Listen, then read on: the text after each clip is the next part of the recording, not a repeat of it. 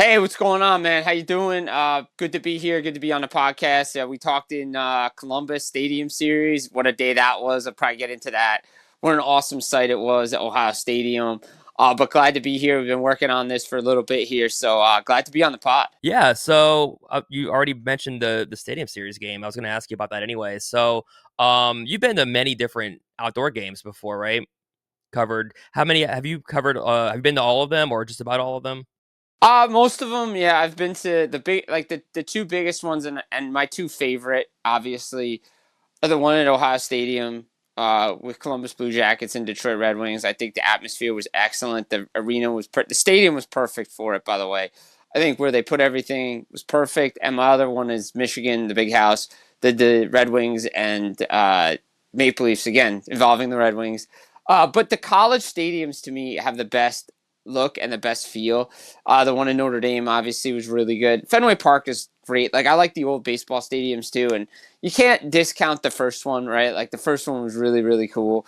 Like that's cool. But some of the other spots, it all depends on the venue and everything, really. But to me, like I've been to Stadium Series, I've been to Heritage Classics, I've been to Winter Classics. Like to me the game never gets old and it's always fun. And I look at it this way: it's for the city, right? Like there's a national appeal to it because the game that we were at there was playoffs on the line. Like this was probably the most important Stadium Series game, outdoor game in NHL history, right? Like outside of we have the first one, but this had playoff implications on it, right? And I think that was what made this one so special. And obviously everything that happened with Johnny Hockey and Johnny Gaudreau and the team, and you know the little rivalry within the rivalry, like the Michigan guys not liking Ohio State, being at Ohio State, dressing a certain way. Like Fantilli's like, yeah, I walked all over the locker room logo, Yeah. like the little shots, like you knew that was gonna happen. Like I could say it now because I talked to a lot of guys on Columbus when they were in New Jersey that went to Michigan.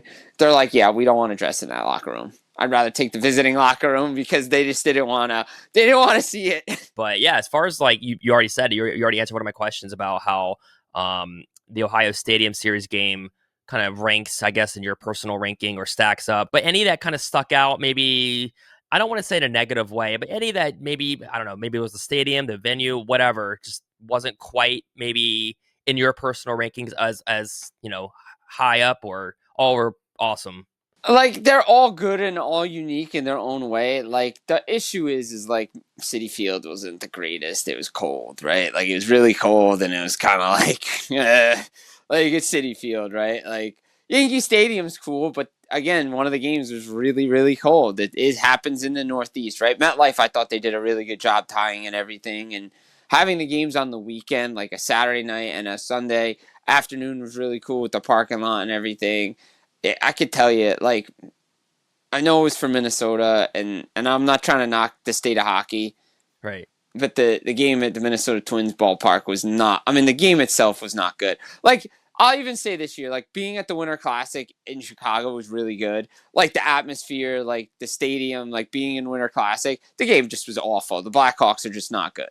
Like, let's just be honest. Let's call a spade a spade. They're just not very good. I wasn't out in LA, but I could tell you, and the game out in Denver for Air Force, I wasn't there for that, but the game, like the game that they had at the Naval Academy, really cool. Like I think that's the kind of stuff. Like if West Point in my area, the Army, where the United States Army Armed Forces and everything, like where they play for football up at Mikey Stadium, if they can get that fixed up, that's going to be a hell of a venue for an outdoor hockey game. It's small, obviously, because they don't have a lot of people, but man, oh man, that would be unbelievable. Again, Citizens Bank Park. I mean, again, the game was actually really good. Like I'm going to be honest, like the game was really good. Like I said, each venue has its own particular style and how they're going to do it. That's why I'm actually looking forward to the games in Florida. Like I want to see what the NHL does with Raymond James Stadium. I want to see what they do with the Miami Marlins Stadium. Like I want to see how they incorporate this stuff for these games. Was that your first time at Ohio Stadium? It was. So I love college football. If people don't already know it via my Twitter, a lot of people. I'm a big college football guy. I think it's better than NFL. Even though it's turning into the NFL and this is a hockey podcast, but I love college football. Ohio State, obviously they're not my team, but that's okay. I just love the nostalgia of college football and going to see the national championship trophy where they did everything, seeing the tour of everything, just really, really cool. Like I was a kid in a candy store being Ohio Stadium, and I think it's excellent. And having like the way everything's set up, having the football stadium right there, and then the hockey arena is like literally across the street, so good. Like I think to me, everybody knocks Columbus, and they shouldn't, right? I think Columbus, very underrated hockey city, very underrated sports city. I think they love their Blue Jackets, they love their hockey, they love their sports, and I think with the way that the Blue Jackets are performing, I could see more top free agents going there. Okay, I got to go back now because I'm curious for myself personally. You mentioned that you saw the tour of it was Ohio Stadium, right? How did you get to do that, or was that kind of like I was just asking some people like that I before I was coming out. And I'm like, hey, yeah? I'm gonna be out early, coming in Okay, before practice. Like, I really want to check out the football facility. Like, who can like guide me along here? And they're like, oh yeah, just go over here and so and so will meet you and they'll take you around. Like, I was like, this is great. Like, I love this. Like, because they're like they I talked to somebody and they're like, man, you're really hyped for this thing. I'm like, yeah. They're like, yeah, just bring your media credential. You don't have to really have anything set up. Don't worry about it. Like, and I think where the facility is, the stadium, everything was so close that it wasn't like a big deal. nice.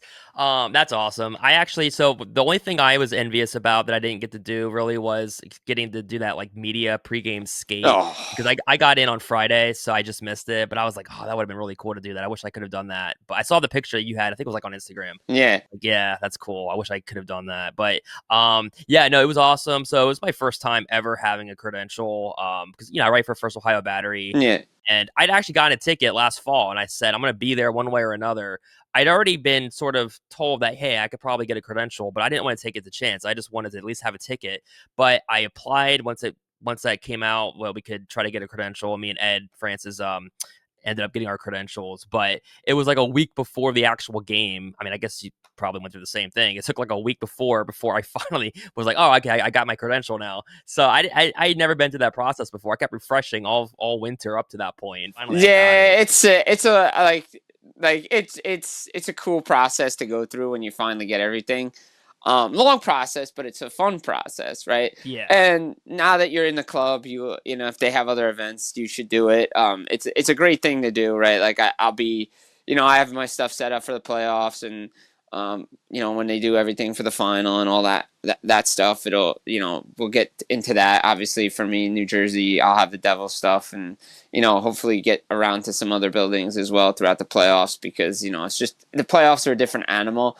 But yeah, I mean, just be like, it's funny. Like, I walked into Ohio Stadium and I went to press row that we had, and I said, "Who the heck did I pay off to get one of the best seats in the house in press row, sitting at the window, looking Yeah. straight down on the rink?" I'm like, who did I pay off to do this? Because like I could just see everything. I didn't even the TV was above me, but I had my tablet on as well, so Yeah. that was good. You know what? I got to give you the backstory. So obviously, as you know, you helped me out. You had a phone charger for me. So I had no real expectations. Like I didn't know exactly how things were going to play out. I had found out, or I should say, I saw, getting all the media stuff. They were going to have like the NHL fan experience thing at like St. John Arena or outside, in the area basically. And I knew it was gonna be open for fans from like 12 to 5 that day, but they said media could come early. So I thought, okay, maybe there's gonna be some stuff going on. There really wasn't much happening at all. So I got there early kind of for no reason. So I ended up just kind of hanging around. I knew the cup was gonna be there. So I kind of wanted to wait around. I got my picture with the cup, but I got there and I was like, oh, okay, there's nothing happening here yet. So I didn't bring any of my stuff with me because my plan was I have a hotel, 15, 20 minutes away. We were catching the like the bus that was coming from, I think it was the Marriott to Ohio Stadium, so you could jump on that, go back to my car and then drive back to the hotel. That was my plan. Well, I could not remember where the bus would pick up at Ohio Stadium, and no one who was walking by had any clue what I was talking about. So I wasted like an hour looking for that. And so the time was like ticking away. It's like 1 o'clock, and I'm like, damn, I can't find this bus. Finally, I found it, and I was like texting with Ed, and he's like, I was like, dude, I'm not gonna make it back for that pep rally. I'll probably skip that. I'll meet you. And he's like, nah, he convinced me to just stay. He was like, "Hey, I have like a second computer you can use if it works." I'm like, "Okay, perfect." So I never got my computer, I never got my charger, and I'm like, "Dude, now I need a phone charger because I'm like, I don't want my phone to be dead." And then of course you happen to be right there, and I was like, "Well, that worked out perfectly," because like I was right in the window with you, which was like you said, a sick view. So Yeah, it was great. Yeah, well, I mean, that was funny. And I gave you one of my chargers from the Four Nations face off. Those things are great that they handed out. So, yeah. So, look, everything works out, right? We got everything. We solved the game. Good competitive game up until the end, right? Like, really good game. Like, I thought Columbus and Detroit played a great outdoor game. It didn't look like it looked like Columbus might run away with it, but then, Detroit comes back and then they get a late one. And, Detroit was right in there, and that was the second half of a back-to-back. Columbus had just gone up to Detroit, won a big game. They were in the middle of a playoff push that came up short, unfortunately. And I'll agree. I'll just give a shout out to my buddy Kevin Weeks. I agree with him. I think if Jack Greaves is in a week and a half before everything, I think Columbus Blue Jackets might be in the Stanley Cup playoffs right now. and you mentioned the Four Nations, and I know we talked about that a little bit, but what was that like covering? Because you were in Boston and Montreal, right? Yeah. The environment, the experience, the vibe. Did it Yeah. feel like more? Basically, was it more than you expected? Like, did you go into it thinking this would be cool, but it was even better, or was it like on par with exactly how you kind of thought it would be? So I came into the expectation. I'm like, all right, international hockey's back. These guys haven't played in what 10 something years. A lot of these guys have never played internationally against each other. I'm like, all right, it's gonna be good. It's gonna be good hockey. Like, there's no way these guys are just gonna take it easy. I'm like, that's not happening. When I started talking to players on media day, they're like, yeah, we're excited, we're ready to go. Even leading up to it, guys are ready. They couldn't wait for it. Then I hear quotes about, oh, it's going to be better than playoffs. The expectations, like the intensity is going to be better than playoffs. Like, it's going to be higher than playoffs. And I'm like, oh, okay. Like, that's a quote. Like, I'm going to use that. Like, and then you hear guys' biggest game of their careers playing against Canada, US, in just a round robin game. We saw what happened. Like, the atmosphere in Montreal, way better than the atmosphere in Boston. Boston had its own unique atmosphere, but Montreal Mecca was great. It was awesome. That's why I always tell everybody when I see the stuff that goes on in the Bell Center, I'm like, Montreal springtime. There's nothing better, just because of what's going on. The games are good. All the games are good. All the games were exciting. Players were into it. Fans got into it. You saw what it did for the league. Obviously, everybody's looking at the 3 fights in 9 seconds, but the games itself were really good. You had USA Canada, the promo stuff coming into it. Just had that big fight feel. And the games were great. I mean, the drive was crazy going from Montreal to Boston. Tell you that in a snowstorm, really crazy. But we all got there. It was great. The games were good. Boston, like I said, had its own unique atmosphere. It was fun. It's good days. A lot of unknowns too, because again, you didn't know what to expect with two venues, right? You're like, okay, well, Montreal's one. What's it going to be like in the other? The Four Nations face off throughout the whole experience was great. The players were awesome. The access we had was great, and yeah, it's a great experience to cover international hockey with the NHL players, and I couldn't ask for a better time. What storylines have you been most interested in by this season? Or I guess on top of that, what have you been surprised by most? Yeah, so a couple of things for me on the good things. I didn't expect Washington to be this good. Right, I had Washington in the playoffs. I didn't expect them to be this good. Like, I didn't Yep. think they would be. I didn't think they would win first in the Metro. I think they would be a playoff team. But Ovechkin getting the goals was great. I think that added to the storyline of the year, the end of the year especially. Like, okay, How else can we build out of Four Nations, and how can we build out of the NHL trade deadline? Oh, Ovechkin's close. We got to lean into that, right? So that was really good. I think another great surprise is what happened in Columbus, right? Like, you have to what they did this year, the adversity, everything that happened at the beginning of the year, the tragedy, all the stuff that they had. I think they rallied as a team, played as a team, and got so close. I think they exceeded expectations from a lot of people. Montreal, obviously, what they did, though. If you like, I tell everybody, if you read what I wrote and put out there, I've been on the Montreal train the whole year. Like, I mean, look, their goal from the start was to play meaningful games, no matter what they said in the press. Yeah, rebuild. They talk about rebuild and not getting expectations high. Inside that organization, the goal was to play meaningful games in March and April. They didn't want to be like Buffalo, have their season over in December and January.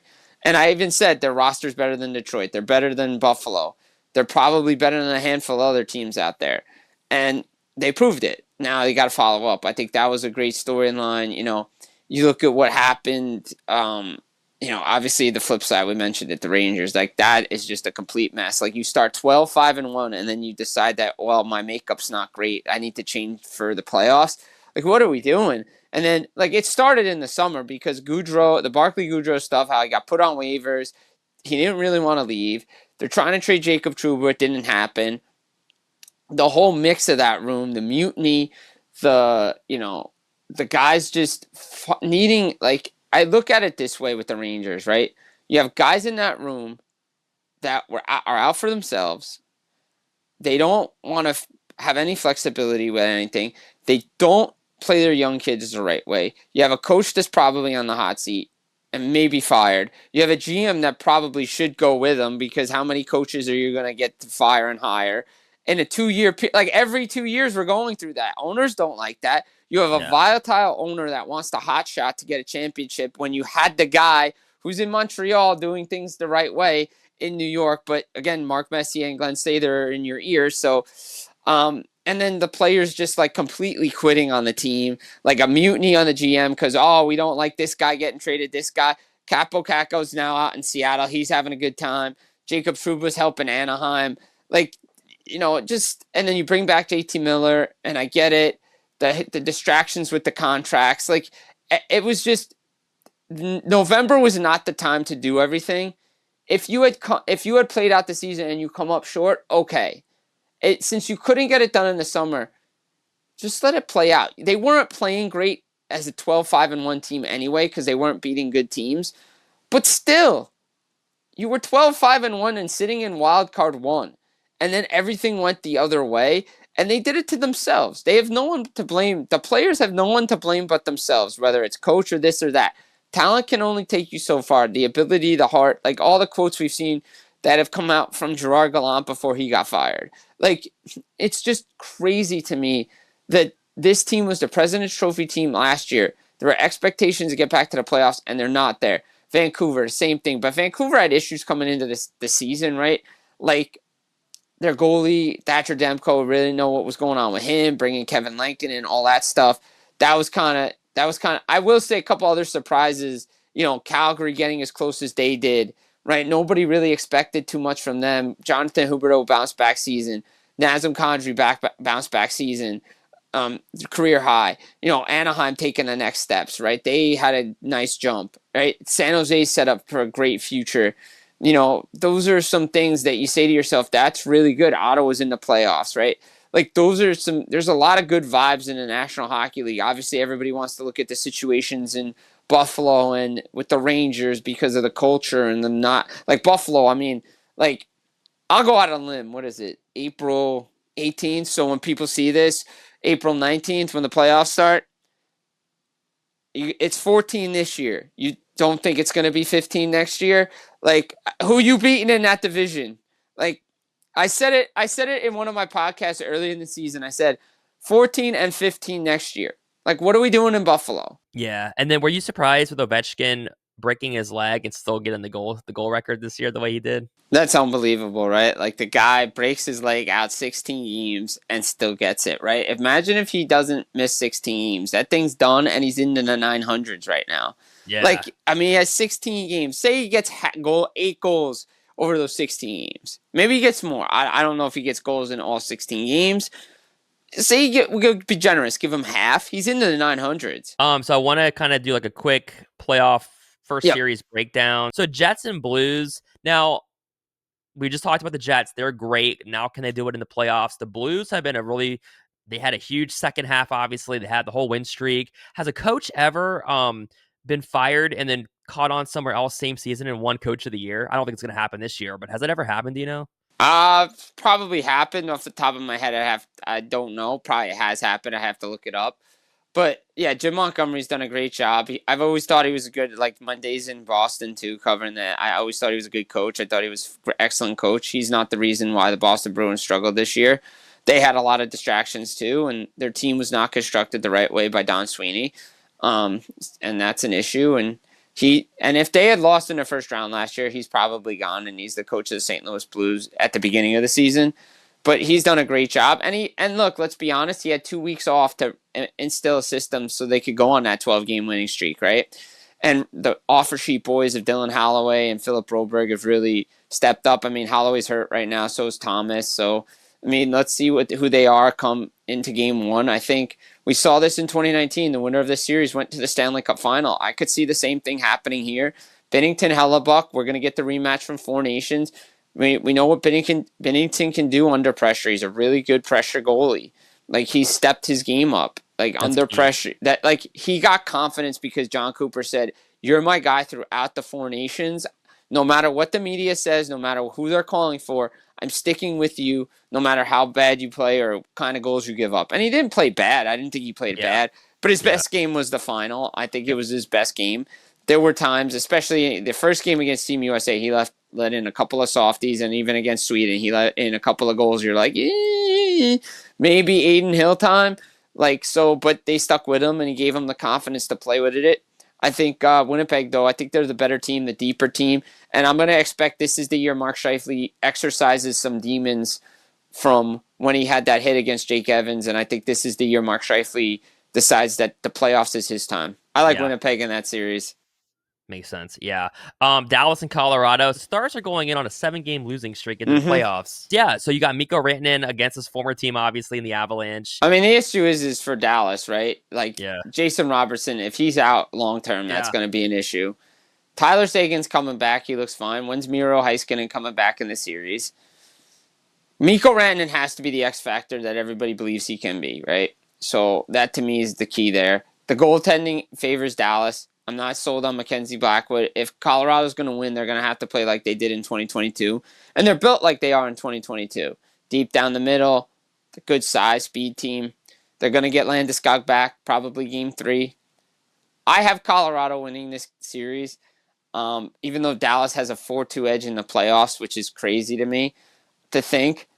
But I just feel like this is Colorado's series to win. I got to my first game in Vegas this season. Great obviously great atmosphere. Yeah. Right on top of it, it's vibrant. The seats are literally vibrant. Yeah. I think they'll beat the Wild, but yes, it's going to be a close series.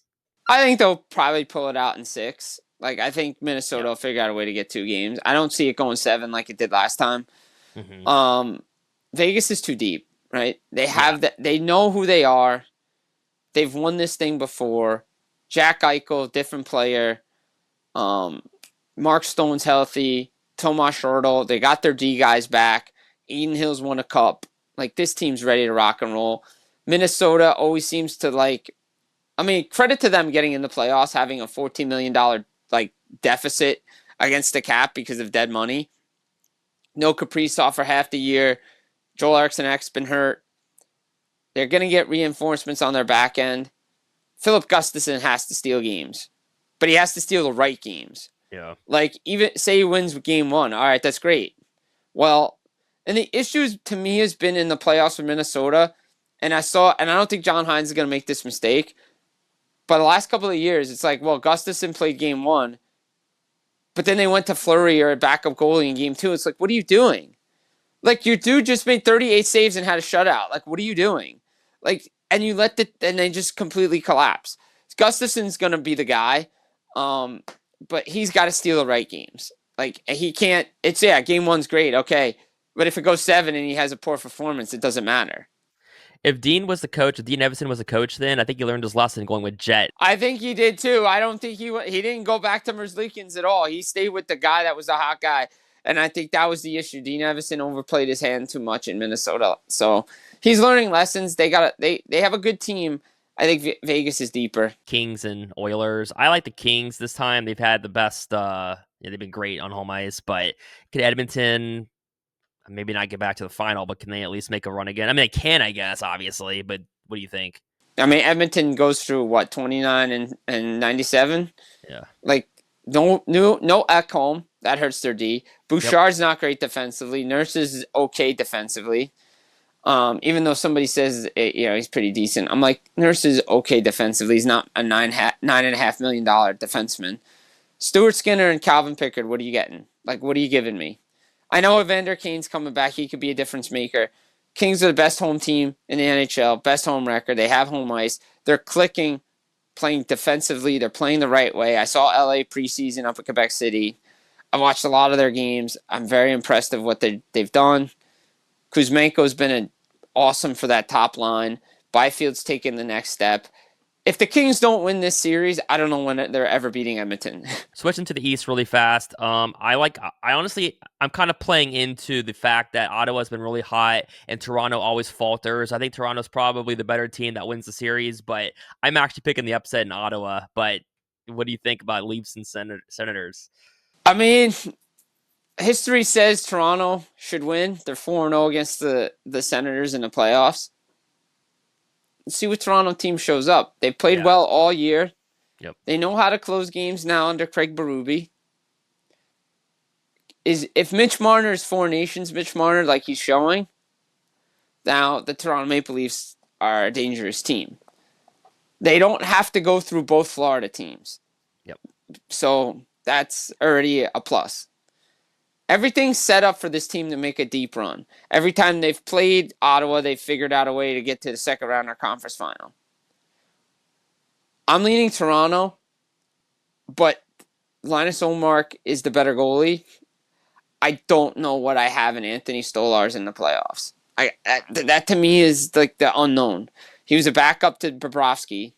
He's had cleanup time in the playoffs, but he's shown he could be a number one. But again, Toronto's defense, Brandon Carlo, Tanev, right, McCabe, OEL, they got to play good in front of them. And if they don't, the Leafs could be leaky. And you don't want to do that against an upstart Senators team that's chomping at the bit to be in the playoffs. Yeah. And you can't lose game one. Like, the Leafs have a history of losing game one and being behind the eight ball right away. So Tampa and Florida, this could go either way. I feel like it's a heavyweight matchup, obviously. Look, I'm leaning Tampa. They have home ice. I think they're the better team right now. Mm-hmm. Even though, both teams haven't really played great down the stretch, but it's been a lot of, boring hockey and meaningless hockey for these teams. Though it wasn't for Tampa because they were trying to chase the division. Florida, not so much. They're like, we don't care where we finish. Yeah. It's tough to go back 3 straight years. Tampa did it. Jake Getzel is a difference maker in the playoffs. Everybody's going to see it in this series. Playoff Jake Getzel, Jake the Snake's going to show up, and he's going to be a difference maker. We know what Kucherov is. Hedman. Vasilevsky's back to who Vasilevsky is after the back surgery. Ryan McDonough, the D core's better. You have Yanni Gord. They're a better team. I've always said this. I think Tampa's a sneaky team. I didn't have a lot of expectations for Tampa. I'm like, oh, you're moving on from Stamkos. They could still be a playoff team, but I could see them falling off. They haven't. They proved a lot of people wrong. John Cooper, man, knows how to make the right adjustments. I saw it in Four Nations. He's such a good defensive coach. It's going 7. I'm leaning Tampa in 7. But I can see Florida winning this series too because it's just like it's Florida. They know what to do, and Sam Bennett's going to be an agitator like he always is. But Brandon Hagel, Braden Point, if this is probably one of them in Colorado, Dallas, this is probably 2 best series right now in the playoffs. Yeah, and like we all expected when the NHL first formed 100 years ago, the cup runs through Florida now. Yeah, the state of hockey, the new state of hockey, as I coined it, right? The new state of hockey. Yeah. A couple more series real fast. So you talked about you were on the Montreal kind of bandwagon all year. Caps kind of there's been some concern out here in DC area with the way they've been playing obviously over the last. Can they turn it on? I know they're the 1 seed. They should win the series anyway, I guess, but Montreal's been fighting for their life every game. Washington hasn't had much to play for. Is Washington going to get upset again by Montreal like they did years ago in the first round? Look, I'll say this. I think it's going to be similar to what we saw in 2017 with Toronto getting in there the first time. I could see Montreal taking a game or 2, and then Caps wrapping it up in 6. Like, okay, we're now let's show them what we are. Like, first 4 games could go 2-2, right? Like, I think that's something I could see happening because Montreal's going to come in and be like, yeah, we have nothing. We have nothing to lose now, right? To me, is how emotionally drained are they? How physically drained are? I know the series doesn't start till Monday. Both teams have a nice break, but emotionally drained. How emotionally drained are they?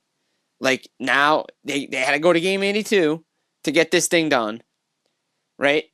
And, all right, Lane Hutson's there. Demidov, Cole Caulfield, Suzuki, like all these guys, like they have playoff experience. Don't get me wrong. They have guys that went to a Stanley Cup final in 2021.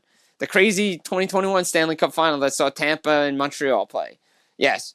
But Washington, to me, if Logan Thompson's healthy, to me, he's the difference maker because I could clearly see Charlie Lindgren's tiring.